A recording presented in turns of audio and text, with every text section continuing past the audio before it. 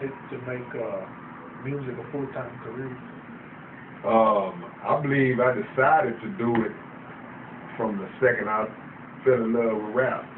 But it was just a war going on between me and I guess, my mama. But she was out, my mama was like, hey, look, you need to have something to fall back on, you need to do this, make sure you try to get the school out the way and have your job. And I was always the person that was like, look, if this is what I want to do, I got to put my 100% into it. So, of course, I respected what she was saying, but I think I knew from the beginning that this is what I wanted to do, and I just went full blast into it. Yeah. How many people you think you inspired and influenced to want to rap? I don't know, man. People tell me all the time, but as far as putting a number on it, I couldn't really put a number on it. All I can say is if it is anybody that I did inspire to rap or help make better, then I'm just grateful for whatever the number is. But, I get it a lot, so, I appreciate it. How did you come up with your concepts and how did you start to write a song? Man, it's so many different ways, man. My concepts can come from me they just hit me out the blue, or they can come from me just observing something that I see, around me, and then I decide, oh, you know what, I'm going to make a song about that. It ain't no one set formula, no one set way that I come up with it. Sometimes I get woke up out my sleep with ideas, and I'm half asleep trying to write them down so I won't forget them. Or in the morning, huh? Yeah, so I don't have a set way. I take it how I can get it because it's a repetitive game, and the quest is always to try to keep doing stuff that ain't nobody else doing. Yeah. Especially these days and age where everybody's trying to do what everybody else is doing. And do you write in the studio on the spot, or do you write like at home? Everywhere. A certain spot? Everywhere. My favorite place to write is at home. Yeah. But you get to laugh sometime and you gotta tweak something or touch something up or write a full verse or a full song with a laugh.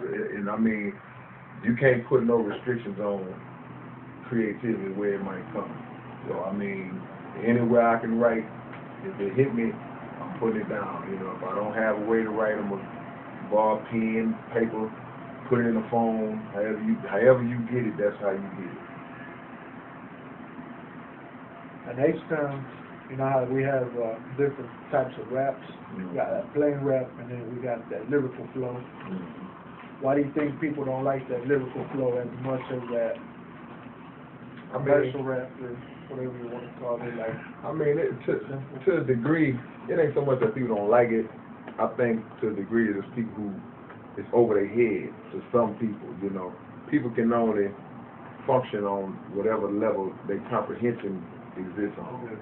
So if I'm speaking on something that's too far-fetched or astronomical, or that's outside of the circle of their knowledge, then they're not gonna get it. Yeah. So it sounds like I'm speaking another language, and they're like, I'm not into that.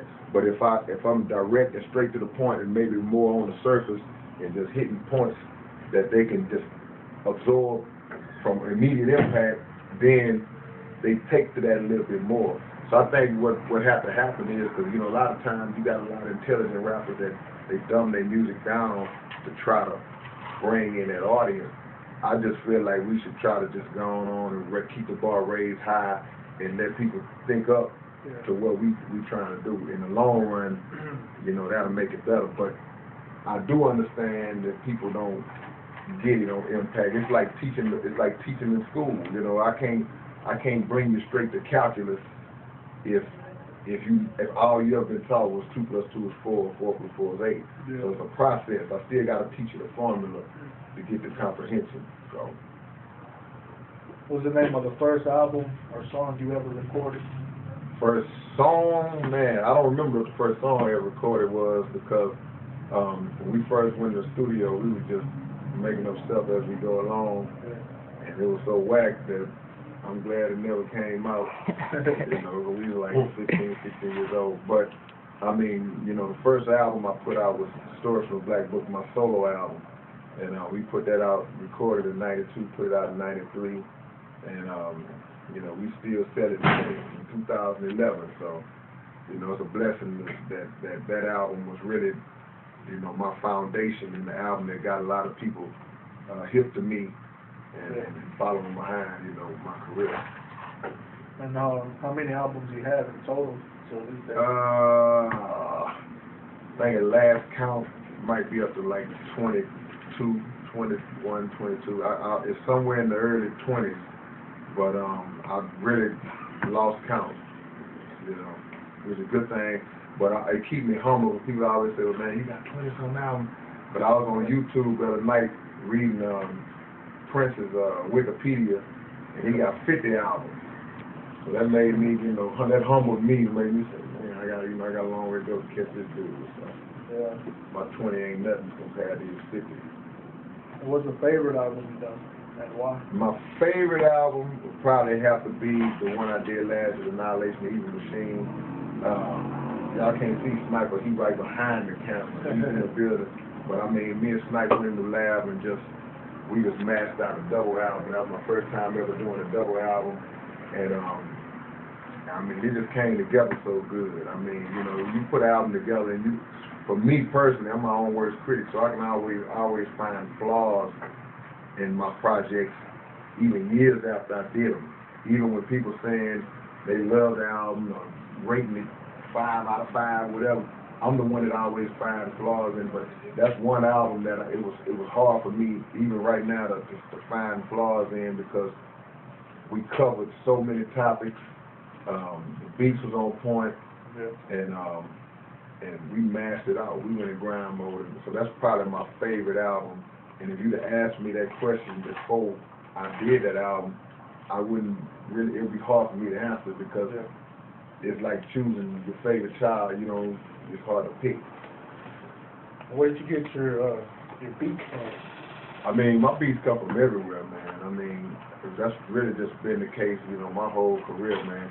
Anybody that got some heat and it's compatible with my style and what I do, I work with it, you know. Now, recently, you know, like I said, I've been working with Snipe, and Snipe been providing me a lot of tracks. Matter of fact, we getting ready to go to the lab and do that now. And dealing with a lot of homies from Germany and UK, not to mention my homies over here, X Productions.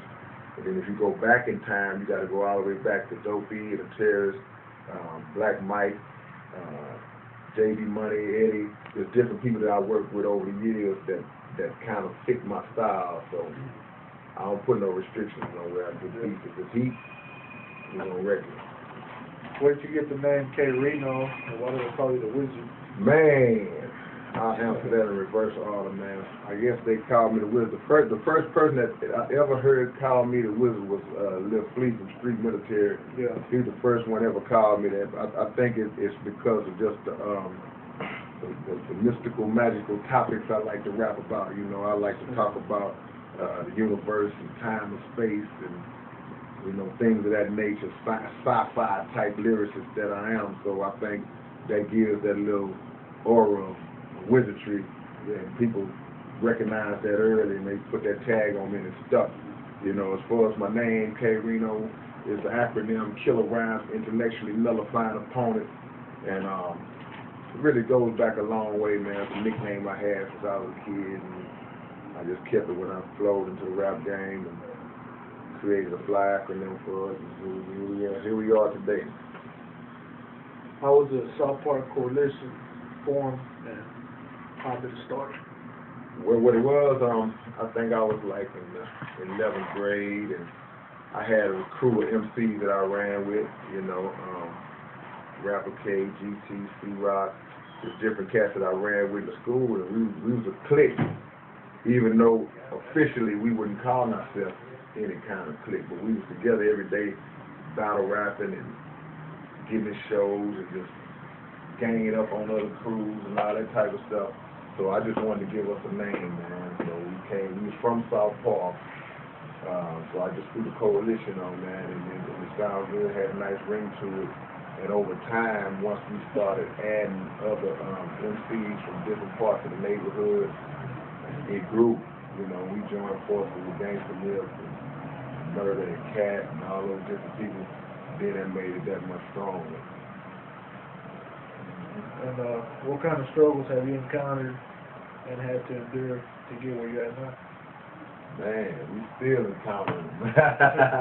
I mean, really, it depends on the area you're talking about. You know, in the early days, I was just like anybody else. You know, we would make our records, make our demos, send out demos and shop with the major labels and try to get on, try to get signed. And that was in the beginning. Those were some of the early struggles. Like, man, we can't get a deal, because we was down in the South, and the major labels on the East Coast and the West Coast, and they didn't respect Southern rap. So they never really gave us the opportunities. They didn't really take us serious as far as signing. So once, you know, you transition out of that, and I evolved as an artist, and the independent record label scene kind of grew in the city of Houston to where we were like, you know, we don't need to sign with no record. We can make all this money ourselves, putting it out ourselves. So I mean, it just doing it all yourself is a struggle. Yeah. When you financing everything, because when you're doing it yourself, then all of the risks fall on you, and all the rewards fall on you too. So I mean, it's just a combination of things over the years. But really, to be honest with you, man, it's been more good than bad that have come out of it, because of the fact that, you know, I'm blessed to not be controlled by nobody, you know, no forces, no powers, no entities, no record label exec can come in the room and tell me to change my song and take this off. So it ain't too much I've been able to complain about.